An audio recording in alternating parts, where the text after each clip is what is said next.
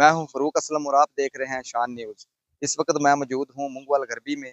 अवामी राबता हाउस मुंगवाल गरबी में खुली कचहरी का इनकाद किया गया है, जिसमें मल्ला फतूपुरे की अवाम ने भरपूर शिरकत की है। अपने दरीना मसाइल से क़यादत को आगाह किया। जानेंगे मल्ला फतूपुरा की अवाम से। जी तुसा खुली कचहरी दे विच जाके केड़ा केड़ा अपना मसला दस्या जेड़ा तुहाडा मसला जेड़ा उसे टाइम हल हो गया?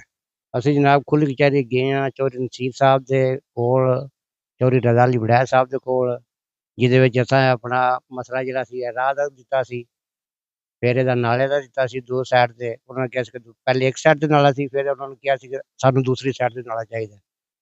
ਫਿਰ ਕੁਝ ਬਿਜਲੀ ਦੇ ਪੋਲ ਲੱਗੇ ਸਨ ਨਾਲੇ ਦੇ ਵਿੱਚ ਸਨ, ਇਹ ਵੀ ਉਹਨਾਂ ਨੇ ਕਿਹਾ ਸੀ ਕਿ ਸਾਨੂੰ ਜਿਹੜੇ ਨੇ ਪੋਲ ਨੇ ਬਾਹਰ ਕਢਾ ਕੇ ਦਿਓ, ਕਿਉਂਕਿ ਸਾਨੂੰ ਇਹ ਤਕਰੀਬਨ ਸਾਨੂੰ 20-25 ਸਾਲ ਤੋਂ ਮਸਲਾ ਸੀ ਇਸ ਰਾਹ ਦਾ ਜਿਹੜਾ ਬਣੇ ਆ। ਜਿਹੜਾ ਵੀ ਆਉਂਦਾ ਸੀ ਗੁੜ ਲਾ ਕੇ ਚਲਾ ਜਾਂਦਾ ਸੀ, ਬਸ ਕਹਿੰਦੇ ਤੁਹਾਡਾ ਕੰਮ ਕਰਵਾ ਦਿਆਂਗੇ। ਫਿਰ ਇਹਨਾਂ ਦਾ ਚੌਧਰੀ ਨਸੀਰ ਸਾਹਿਬ ਦਾ, ਚੌਧਰੀ ਰਜ਼ਾ ਅਲੀ ਵੜੈਚ ਸਾਹਿਬ ਦਾ ਸੀ, ਮੀਆਂ ਤਾਰਕ ਮਹਿਮੂਦ ਸਾਹਿਬ ਸਨ। ਉਹਨਾਂ ਦੀ ਕਾਵਿਸ਼ਾਂ ਨਾਲ ਅੱਜ ਕੰਮ ਇਨਸ਼ਾਅੱਲਾ ਇੱਥੋਂ ਤੱਕ ਪਹੁੰਚ ਗਿਆ। ਬੜੇ ਉਹਨਾਂ ਦੇ ਮੇਰਾ ਮਸਲਾ ਸੀ ਮਸ਼ਹੂਰ ਆ ਬਹੁਤ ਜ਼ਿਆਦਾ, ਤੇ ਉਹਨਾਂ ਨੇ ਸਾਡੀ ਜਿਹੜੀ ਆਵਾਜ਼ ਹੈ ਸੁਣੀ ਹੈ, ਸਾਡਾ ਕੰਮ ਆਏ ਨੇ ਇਨਸ਼ਾਅੱਲਾ। ਅਸੀਂ ਉਹਨਾਂ ਨਾਲ ਮੋਢਾ ਲਾ ਕੇ ਅੱਗੇ ਵੀ ਖਲੋਤੇ ਸਾਂ, ਹੁਣ ਵੀ ਖਲੋਵਾਂਗੇ ਇਨਸ਼ਾਅੱਲਾ। ਕਿਹੜਾ ਕਿਹੜਾ ਦਰੀਨਾ ਮਸਲਾ? ਸਾਡਾ ਦਰੀਨਾ ਮਸਲਾ ਇਹ ਰਾਹ ਦਾ ਸੀ, ਇਹ ਦੋਵਾਂ ਨਾਲਿਆਂ ਦਾ ਸੀ ਤੇ ਕੋਈ ਖੰਭਿਆਂ ਦਾ ਸੀ।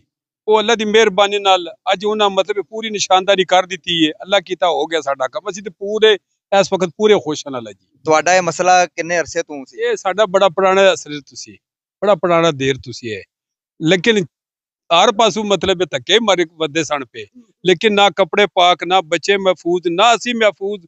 ਬਾਰਿਸ਼ ਹੋਣੀ ਮਾਮੂਲੀ ਜਿਹੀ ਵੀ ਹੋਣੀ ਤਾਂ ਵੀ ਪਾਣੀ ਖਲੋ ਜਾਣਾ ਸੀ ਇੱਥੇ। ਇਹ ਨਾਲਿਆਂ ਦੇ ਨਾਲ ਸਾਡੇ ਪਿੱਛੇ ਫਤੂਪੁਰ ਦੇ ਘਰ ਦੇ ਸਾਡੇ ਭਰਾਵਾਂ ਦੇ ਇਮਾਨ ਗਏ, ਇੱਕ ਮਾਮੂਲੀ ਜਿਹੀ ਬਾਰਿਸ਼ ਹੋ ਜਾਂਦੀ ਸੀ ਨਾ, ਉਹ ਘਰ ਡੁੱਬ ਜਾਂਦੇ ਸਨ ਤੇ ਪਾਣੀ ਇਹਨੇ 2-3 ਘੰਟੇ ਨਾਲ ਬੰਦੇ ਪਾਣੀ ਬਾਲਟੀਆਂ ਨਾਲ ਬਾਹਰ ਛੱਡਦੇ ਨੇ। ਹੁਣ ਤੁਸੀਂ ਮੁਤਮਿਨ ਹੋ ਇਸ ਹਕੂਮਤ ਤੇ ਕਿ ਕੰਮ ਠੀਕ ਕਰ ਰਹੀ ਹੈ? ਇਨਸ਼ਾਅੱਲਾ ਅਸੀਂ ਸੋ ਬੜਾ ਮੁਤਮਿਨ ਹਾਂ ਜੀ। ਡਾਕਟਰ ਸਾਹਿਬ ਤੁਸੀਂ ਇਹ ਦੱਸੋ ਕਿ ਤੁਸੀਂ ਇਹ ਮਸਲਾ ਜਿਹੜਾ ਪਿਛਲੀ ਵਾਰੀ ਦੱਸਿਆ ਕਿ ਹੁਣ ਦੱਸਿਆ ਵੇ? ਅਸੀਂ ਪਿਛਲੀ ਖੁੱਲੀ ਕਚਹਿਰੀ 'ਚ ਦੱਸਿਆ ਸੀ, ਜਿਹਦਾ ਇਸ ਦਫਾ ਇਸ ਖੁੱਲੀ ਕਚਹਿਰੀ ਤੋਂ ਪਹਿਲਾਂ ਸਾਡਾ ਮਸਲਾ ਹੱਲ ਹੋ ਗਿਆ। ਹੋਰ ਤੁਹਾਡੇ ਕਿਹੜੇ ਕਿਹੜੇ ਮਸਲੇ ਨੇ ਜਿਹੜੇ ਹੋ ਰਹੇ ਨੇ ਉਹ ਵੀ ਦੱਸੋ। ਸਾਡਾ ਬਿਜਲੀ ਦਾ ਮੇਨ ਮਸਲਾ ਹੈ, ਉਹ ਵੀ ਚੌਧਰੀ ਸਾਹਿਬ ਨੇ ਹੱਲ ਕਰਵਾ ਦਿੱਤਾ। ਸਮਝੋ 100/100 ਵੀ ਹੱਲ ਹੋ ਗਿਆ। ਟਰਾਂਸਫਾਰਮਰ ਨਵਾਂ ਉਹਨਾਂ ਨੇ ਆਖਿਆ ਰਹਾਂਗੇ। ਦੂਸਰਾ ਖੰਭੇ ਜਿਹੜੇ ਪੋਲ ਨੇ ਉਹ ਨਵੇਂ ਲੱਗਣ ਦੇ। ਉਸ ਤੋਂ ਬਾਅਦ ਤਾਰਾਂ ਜਿਹੜੀਆਂ ਨੇ ਕੇਬਲ ਉਹ ਨਵੀਂ ਪਵੇਗੀ। ਕਾਫੀ ਮੁਤਾਲਬਾਤ ਨੇ ਜਿਹੜੇ ਸਾਡੇ, ਉਹਨਾਂ ਨੇ ਇਹਨਾਂ ਤਕਰੀਬਨ ਸਾਡੇ ਹੱਲ ਕਰ ਦਿੱਤੇ ਨੇ।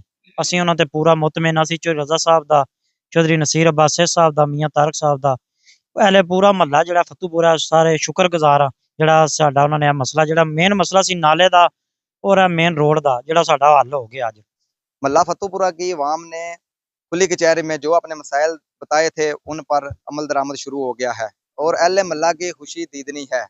कैमरामैन खुरम शदाद के साथ फरूक असलम, शान न्यूज़, गुजरात।